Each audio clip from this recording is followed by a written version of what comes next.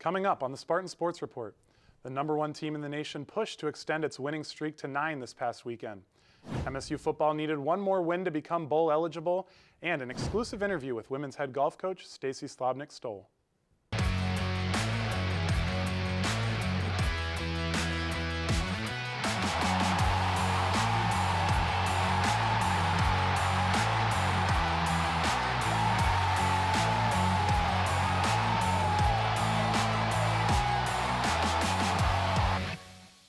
Welcome into the final Spartan Sports Report episode of 2024. I'm Yusuf Anaya. And I'm Ethan Hunter. It's been a good semester for Spartan Sports with a big rivalry win and some deep postseason runs. Yeah, 100%, and a current #1 ranking for the hockey team, and that's where we'll start tonight. Out of the whole country, there is only one team in college hockey who can be #1, and right now they reside in East Lansing. The #1 ranked Michigan State hockey team welcomed in the Lindenwood Lions to close out their final home series of 2024. It took only 9 minutes and 21 seconds for Matt Basgel to put the Spartans on the board with this top shelf shot, and then just 3 minutes and 14 seconds later, Danny Russell put in his team-leading 8th goal of the season with a little help from the Lindenwood defender. The score would remain that way as both teams battled throughout until Tommy Ministo sliced through the defense and put in the dagger for the Spartans with his first goal of the year. And then just moments later, the Iceman, Isaac Howard, said winter's coming early as he slams the door shut with this penalty shot goal. The Spartans would win Game 1 with a 4-0 win and the help of goaltender Trey Augustine, who took first star honors on night 1 with 29 saves. The Spartan starter would get the day off on Sunday, allowing goalie Luca DePasco to get between the pipes. And just like Game 1, the Spartans lit the lamp first as Gavin O'Connell banked his 3rd goal of the season with this great shot. It remained close until the start of the 3rd when freshman Mikey D'Angelo doubled the Spartans' lead as he netted his 2nd goal with the Spartans. Michigan State would once again cruise on the back of their goaltender as Luca DePasco posted a 14-save shutout, leading the Spartans to a 2-0 victory. This would be DePasco's first career shutout and the first time since 2015 that Michigan State would shut out their opponent in back-to-back games. I think you look around college hockey, there's not a ton of sweeps, and regardless of who the opponent is, it's tough to beat a team 2 times in a row. And so I thought that was good for our guys to even, it was 1-0 there going into the 3rd. There wasn't a panic, and it wasn't people chasing the game. It was just keep doing it the right way, and it was good to see the guys get rewarded for that. The Spartans will take their historic 9-game winning streak to Madison next week as they are set for a weekend series against the Wisconsin Badgers. The Spartan football team hosted the Rutgers Scarlet Knights for Senior Day on Saturday. Michigan State celebrated 18 seniors in their pregame ceremony, including Montori Foster Jr. and Angelo Gross, who have been Spartans their whole careers, plus Jonathan Kim, who has been key for MSU the last 2. We had a snow bowl in East Lansing to decide whether or not the Spartans would be bowl eligible, but what can you do in the snow? Run the dang ball. That's what they did in the first drive as MSU running backs Kayron Lynch-Adams and Nate Carter took the Knights on the opening drive, capped with that right there, 26 yards to the house, Nate Carter, and celebrating with some holiday spirit. Rutgers would drive the length of the field and answer right back with a 7-yard run from Kyle Manungai, and then they would get the ball right back, hit a 25-yard field goal, and go up 10-7 in the first quarter. But both teams would trade big defensive stops as the Scarlet Knights would not let the Spartans get momentum, with Rutgers kicker Jai Patel going on to add 15 points for them throughout this game. Rutgers would score 31 unanswered points until finally MSU tight end Jack Velling would record his first receiving touchdown of the year. Still, Rutgers wins 41-14, and MSU will miss out on the postseason. The Spartans finished the season 5-7, making this the 3rd straight season with a losing record and the first under head coach Jonathan Smith. The undefeated women's basketball team was in Palm Springs, California last week for the 2 games in the Acrisure Classic.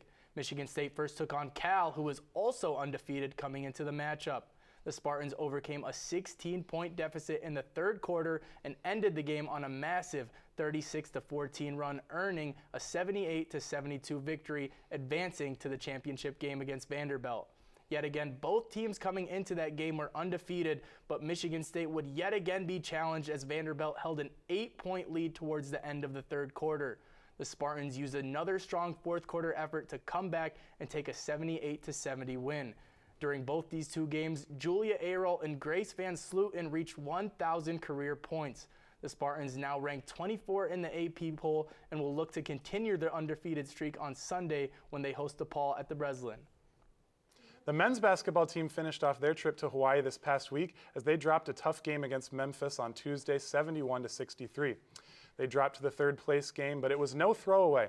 This was a rematch from last year's second round tournament game against the 12th ranked North Carolina Tar Heels. UNC took that one, but this game went to overtime and the Spartans got redemption, winning 94-91. 6 MSU players had 12 or more points, led by Trey Holloman's career high 19. MSU leaves the Maui Invitational in third place and starts their Big Ten campaign at Minnesota on Wednesday. Michigan State volleyball hosted the Northwestern Wildcats on Senior Day, winning the match in a close one, 3-1. The Spartans started out hot, with Michigan State taking both the first and second sets on the back of senior Aaliyah Moore, who led Michigan State with a season-high 14 kills. In the absence of libero Nalani Yosia, who sat out until late in the fourth set, freshman libero Maya Bolton came in to rally Michigan State. Northwestern, however, would take the third set 31-29. Yosia would come back and help Michigan State close the match 25-12. Spartans celebrated their seniors with 7 players graduating, including Yosia, who became the first Michigan State player to ever be drafted to the Professional Volleyball Federation. So congratulations to her. But the team's season unfortunately came to an end on Saturday night against number 7 Wisconsin at the UW Fieldhouse. Yosia posted 17 digs to finish her career at Michigan State, but the Spartans would end up falling in 4 sets to the Badgers. The Spartans ended the season with an overall record of 13-18 with 6-14 record in the Big Ten. This past week, Spartan Sports Report went to the Lash Family Golf Center and sat down with Michigan State head women's golf coach Stacy Slobnick-Stoll. Our own Serena Schroeder had the opportunity to talk with her about their successful fall season and what's to come. Anybody who followed your team saw all the success you guys endured, all top 10 finishes and 4 top 5 finishes. Kind of talk to me about how this felt with the season, everything like that. Well, it was another great fall. Lots of fun and interesting things. We started off at American Dunes, which our Folds of Honor tournament, which was very special. Those of the audience that got to watch it on the Golf Channel, it was a very special event. Very proud to be hosting that event. And just, had a nice showing there, played with some of the best teams in the country. And then, of course, we hosted our home tournament, which, again, was wonderful, finished second. Yeah. Brooke Bierman, played great every single tournament she played in. She was our top finisher for all 4 events.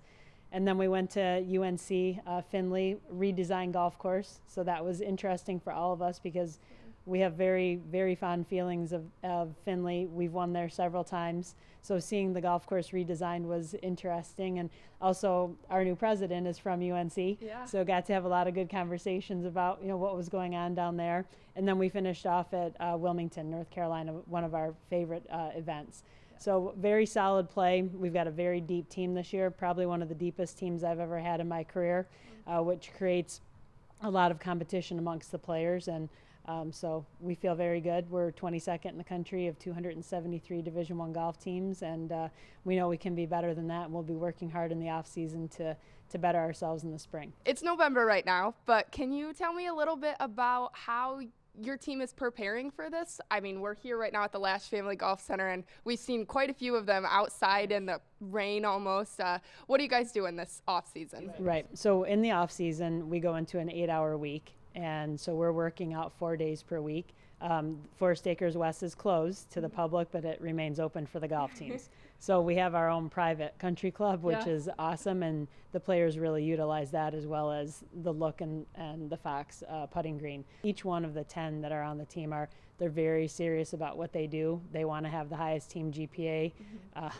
They want to win the Big Ten championship, and we want to put ourselves in position to get into that top 15 at the national championship, and they're willing to do what it takes to do that.